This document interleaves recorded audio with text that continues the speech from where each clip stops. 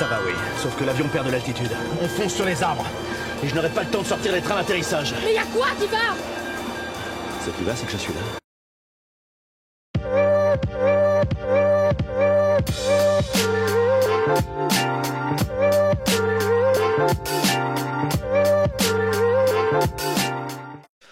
Et bonjour à tous et bienvenue sur la chaîne de l'Examen Crypto. Nous sommes le samedi 24 mai 2025, il est actuellement 10h10. On va faire le point sur les news, on va regarder les news des actualités, le Bitcoin, les altcoins, bien sûr les indicateurs. Allez, on s'installe et on démarre pour ce gros programme avec cette cryptomap. Bon bah ça fait un petit peu plaisir, ça y est, on retrouve enfin un peu de retracement.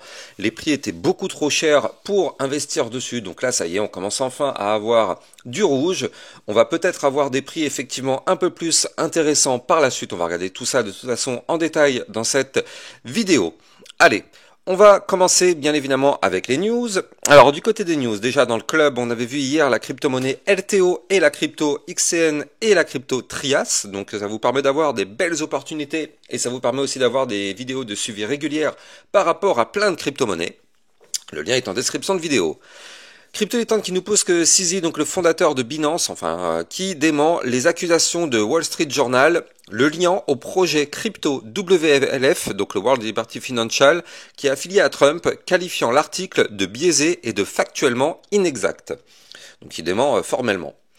La dominance des acheteurs de Bitcoin à 111 000 $ montre une forte demande. De quoi poser les bases pour une nouvelle vague haussière. Donc, comme d'habitude, on le sait, quand on fait des sommets, des ATH, du coup forcément il y a beaucoup de personnes qui investissent parce qu'ils en entendent parler et ils se disent c'est maintenant ou jamais. Sauf que ça on le sait malheureusement c'est toujours en général significateur de chute court terme après, parce qu'effectivement en général après un ATH, il y a forcément des gens qui prennent des profits, mais il y a forcément des nouveaux arrivants qui rentrent sur le marché à ce moment-là. Donc on va voir tout ça ensemble dans la partie analyse technique. Sur YouTube on avait vu la crypto-monnaie CKB. D'ailleurs, je suis curieux de savoir, mais il y a pas mal de commentaires de personnes sur le CKB qui me disent qu'ils ont perdu très très gros ces derniers mois. Et du coup, je suis curieux de savoir, parce qu'apparemment quand même, je sais pas ce qui s'est passé sur le CKB. Il y a eu tout un drama, j'ai l'impression. Je suis curieux de savoir ce qui s'est passé, parce que moi, le CKB en tout cas, c'est une crypto que j'analyse quand même assez régulièrement. Mais dans les commentaires, je vois que apparemment vous avez eu des informations plutôt biaisées par certains influenceurs, je sais pas. Bon, en tout cas, ce qui est sûr, c'est que sur ma chaîne YouTube, vous n'aurez jamais, ça c'est sûr et certain, des fois 10 et des fois 100. Vous me connaissez, on est beaucoup trop prudent pour ça et on ne vend pas du rêve ici, vous le savez. Sur ma chaîne YouTube, on reste concret, on donne des targets réalistes et vu que ce sont des vidéos régulières, bien évidemment, on fera des points réguliers pour voir les targets suivantes. Donc c'est vrai que je sais pas ce qu'on a pu vous dire, mais si on vous parle de x10, x100 ailleurs, de toute façon je vous ai toujours dit, ce genre de propos malheureusement, c'est jamais vraiment bon, surtout pour les débutants. Ça crée une euphorie et c'est jamais bon. Bref, Crypto Dilettante qui nous pousse que Donald Trump propose une taxe de 50% sur les produits européens dès le 1er juin 2025. L'Europe va-t-elle plier ou contre-attaquer? Donc ça c'est effectivement très très très intéressant. Ça c'est une news hyper importante, donc effectivement c'est pour ça d'ailleurs que le marché a chuté un petit peu. Si Tether était une nation, nous serons le 18e plus grand détenteur de bons du trésor américain en possédant plus que l'Allemagne, les Émirats arabes unis, l'Espagne et l'Australie. C'est ce que Paolo Ardoino, le CEO de Tether, affirme. C'est quand même assez important. Goldsby de la Fed déclare que des baisses des taux restent possibles d'ici 10 à 16 mois. Donc lui, il se mouille pas trop, notre ami.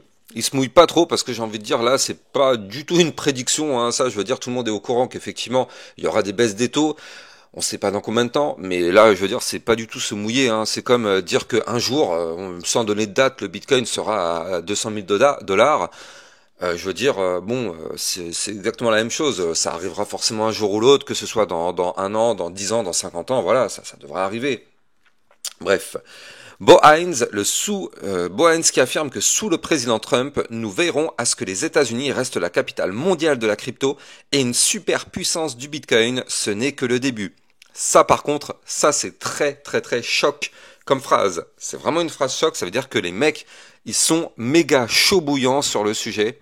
Ils veulent vraiment s'approprier le truc et ils veulent vraiment continuer là-dedans. Donc ce qu'on est en train de voir Actuellement, d'ailleurs, c'est Trump, hein, il l'avait posté sur son Twitter, mais je crois que vous l'avez vu passer, mais en tout cas, Trump avait dit que le marché a fait un nouveau sommet et il disait que ce n'est que le début. Donc effectivement, enfin, quand on voit ça, on se dit que ça peut être clairement bullish pour la suite. Dans le club LexaRocket, on avait vu aussi la crypto-monnaie Litecoin, donc hier on s'est fait plaisir avec 3 vidéos dans la journée. Le lien est en description de vidéo. Et d'ailleurs, je rappelle, hein, mais si vous voulez booster votre suivi crypto, vous avez deux options. Le Lexa Spotlight, ça vous permet d'avoir une vidéo par semaine sur une pépite ou une belle opportunité ou bien un suivi régulier. Et sinon, vous avez le Club LexaRocket où il y a beaucoup plus de vidéos avec beaucoup d'opportunités, beaucoup plus de suivi régulier. Et en plus de ça, en ce moment, vous avez un code promo ATH30 tout en majuscule pour un bonus de 30%. Et n'oubliez pas que j'ai un Discord officiel sur lequel vous pouvez venir pour rejoindre la communauté. Le lien est en description de vidéo. Bref, allez, on va regarder l'analyse technique. Mais avant ça, je rappelle à tout le monde que tout ce que je vais dire n'a en aucun cas un conseil financier. C'est à vous de faire vos propres recherches. Et n'oubliez pas que le trading de crypto-monnaie comporte des risques de perte partielle ou majeure. On démarre. On démarre avec, directement le Fear and Greed Index. Alors, souvenez-vous, hier, alors, ça n'a pas loupé, je veux dire, c'est systématique. Hier, on était à 78, on était rentré dans l'extrême cupidité. Souvenez-vous ce que je vous ai dit hier, je vous ai dit que ça pue. Je vous avais dit que ça, c'est synonyme de retracement. Alors, on a beau dire ce qu'on veut, on a beau m'insulter comme on veut, ça ne me fait ni chaud ni froid. Tout ce que je sais, c'est que cet indicateur, à chaque fois, nous donne le top et le bottom. Et personnellement, je m'en fous un petit peu de ce qu'on peut penser. Moi, tout ce que je sais, c'est que je me fie vraiment sur ça. Et si ça permet à beaucoup de personnes de ne pas se faire piéger, je continuerai jour après jour à analyser cet indicateur qui systématiquement nous donne le top et le bottom. Donc là, effectivement, c'est vrai que ça m'aurait fait plus de vues sur YouTube de vous dire que le Bitcoin allait continuer de pousser, blablabla. C'est vrai que ça fait plus de vues, ça fait plus vendeur. Non, je préfère vraiment vous donner des vraies informations. Je préfère vous dire que le Bitcoin allait retracer. Et hier, on était à 78, c'était quasiment sûr et certain. Et effectivement, ça a retracé. Bien sûr, ça a été couplé avec les annonces de Trump et tout ça. Mais de toute façon, c'était quand même sûr et certain que ça allait retracer. Bingo, ça n'a pas loupé. On a retracé. On est de nouveau toujours dans le vert. On est à 66, donc c'est bien. On est toujours dans la cupidité. Mais on est retombé un peu. De toute façon, ce qu'il faut se dire, c'est que si on veut remettre une pièce sur le Bitcoin, il va falloir attendre qu'on soit dans le rouge, soit dans le orange. Donc à minima dans le orange, au mieux dans le rouge. Parce que si un jour on retourne dans le rouge, ça voudrait dire qu'il y aura une grosse chute et ça voudrait dire que personne n'osera investir parce que tout le monde sera dans la crainte. Sauf si bien sûr on est en bear market à ce moment-là et là c'est pas intéressant. Mais pour l'instant c'est pas du tout le cas.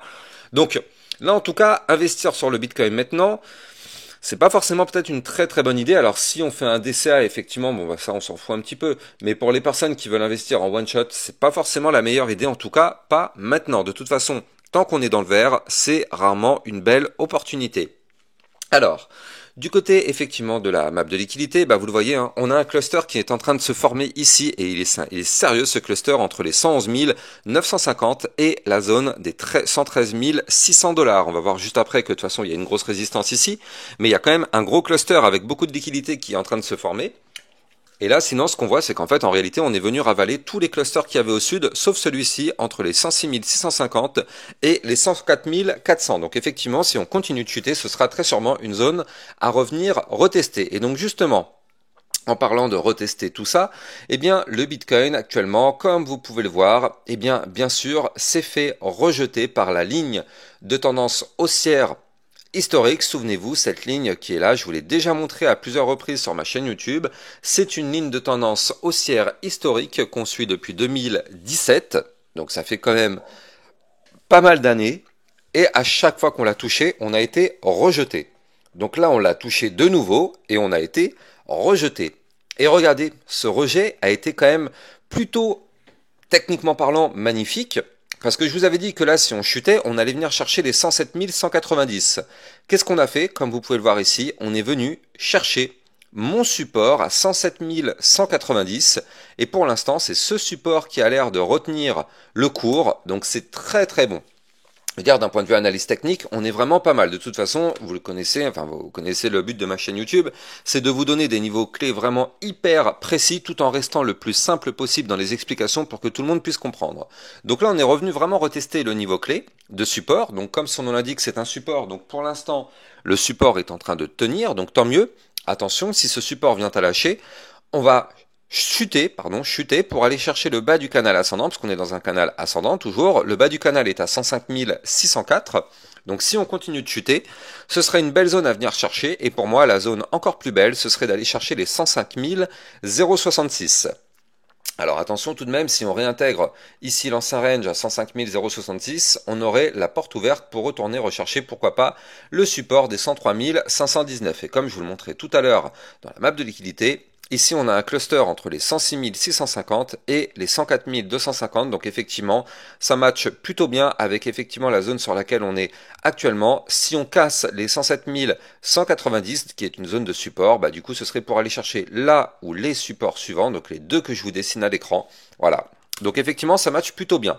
Dans tous les cas, même si on a retracé, on est toujours, je le rappelle, à l'intérieur du canal ascendant, donc pour le moment, il n'y a toujours aucun problème particulier sur le Bitcoin. La configuration est et reste haussière sur du moyen terme. Sur du long terme, j'en parle pas parce que c'est encore plus le cas, mais en tout cas, sur du moyen terme, on est toujours haussier. Donc là, franchement, du côté du Bitcoin, parfait. Alors, encore une fois, hein, mais on a beau dire ce qu'on veut, mais le RSI, il est toujours là pour nous faire prendre conscience qu'on était très haut.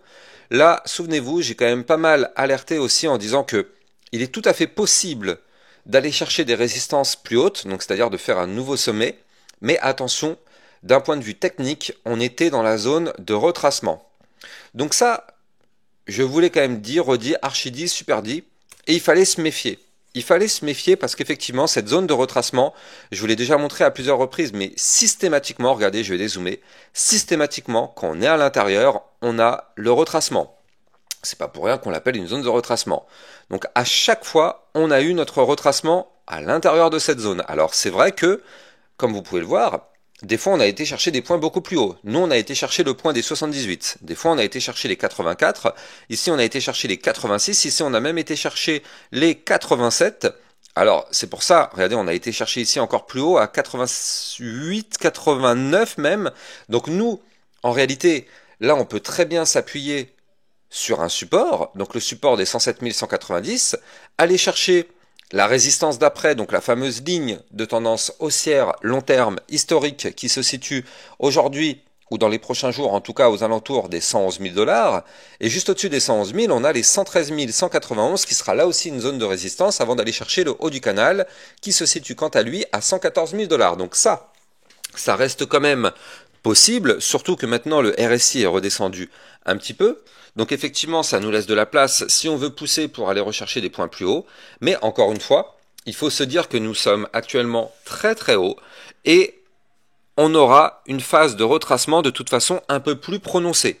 Cette phase de retracement qui est là n'est pas suffisante pour calmer le jeu. Elle n'est pas suffisante pour refroidir un petit peu le marché. Là, cette phase de retracement qu'on a connue, elle est juste là effectivement pour dire que oui, c'est un retracement technique suite à toutes les poussées haussières qu'on a connues ces derniers temps, ce qui est normal, mais elle reste insuffisante. Donc c'est pour ça que je vous dis, on peut très bien continuer de monter encore un petit peu, vu que là, de toute façon, on a la place, hein, sur le RSI, on a parfaitement de la place pour monter, mais il va falloir se méfier. De toute façon, encore une fois, je le dis et je le rappelle, tant qu'on est à l'intérieur de ce canal ascendant, il faut taper une target à la hausse.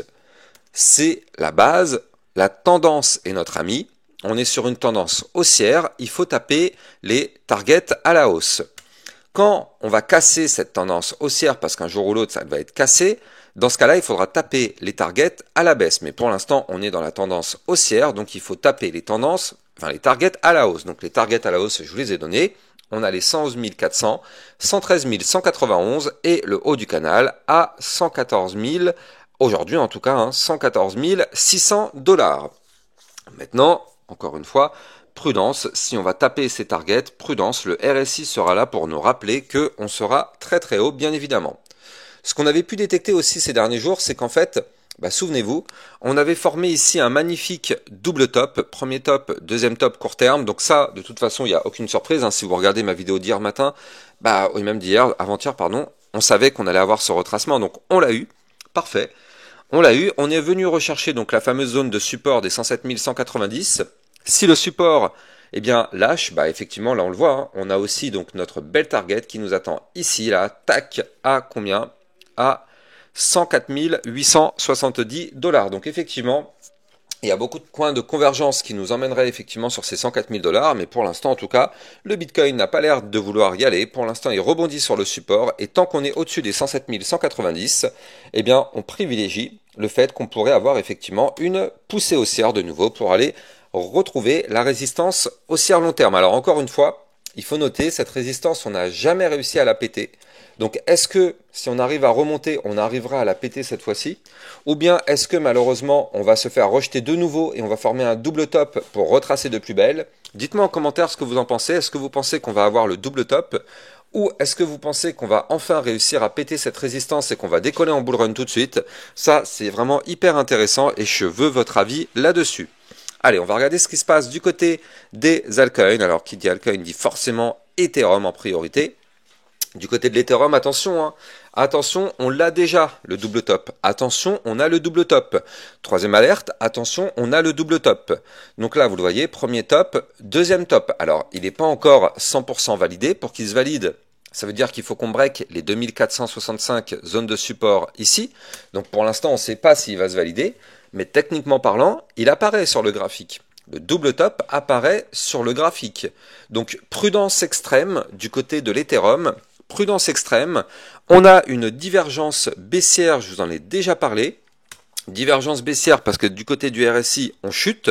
Du côté du graphique, pour l'instant, on latéralise. Donc forcément, ça crée une divergence baissière. Pour l'instant, ce n'est pas validé, mais restons extrêmement prudents. Avant de continuer la vidéo, je rappelle d'ailleurs que si vous voulez trader les crypto-monnaies, vous pouvez utiliser mon lien de parrainage Binance que vous avez en description de vidéo. Ça vous permet d'obtenir un bonus à vie sur vos frais de trading. Et surtout, ça vous permet de trader sur une plateforme enregistrée PSAN auprès de l'AMF. N'hésitez pas, le lien est en description de cette vidéo. Donc là, effectivement, double top sur l'Ethereum. Il n'est pas encore validé, mais potentiellement, il pourrait se valider si le Bitcoin chute encore un petit peu. Donc, prudence. Là, en termes de target, si on valide le double top, eh bien les targets seront les suivantes, 2343, puis les 2146, puis les 2000 ici, donc c'était combien? Les 2102, voire même, pourquoi pas, les 1936 $. Si on valide le double top, on pourrait trouver un rebond sur une de ces zones. Encore une fois, je ne sais pas laquelle, je n'ai pas de boule de cristal, mais ce serait potentiellement une de ces zones de support qui pourrait effectivement nous permettre d'avoir le rebond. Donc soyons prudents quand même. Soyons prudents du côté de l'Ethereum. Si vraiment on veut se tirer d'affaire, il va falloir casser la résistance des 2723 $ et surtout sortir du range ici à 2852.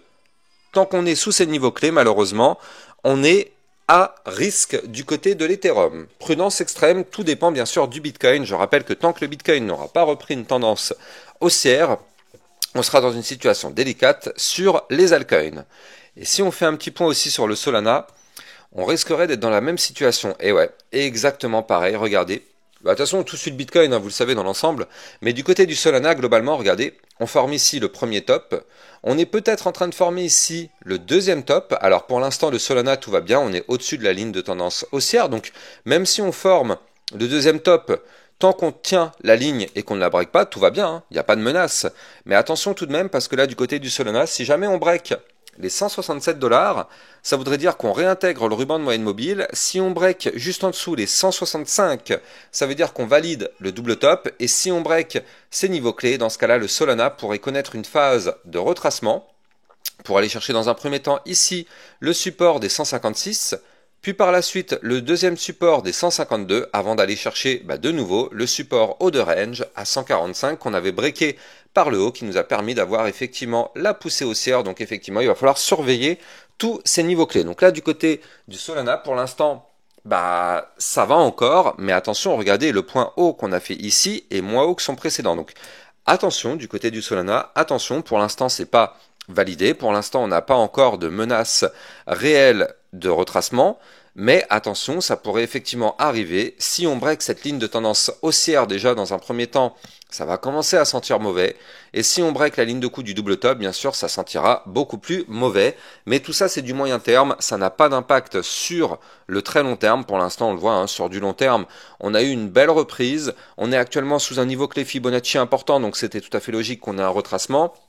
Maintenant, je rappelle la règle, mais sur du long terme, tant qu'on est maintenant au-dessus des 105 $ sur le Solana, on a l'espoir, même si on retrace, de former ici un gigantesque double top et de décoller to the moon dans les prochaines semaines.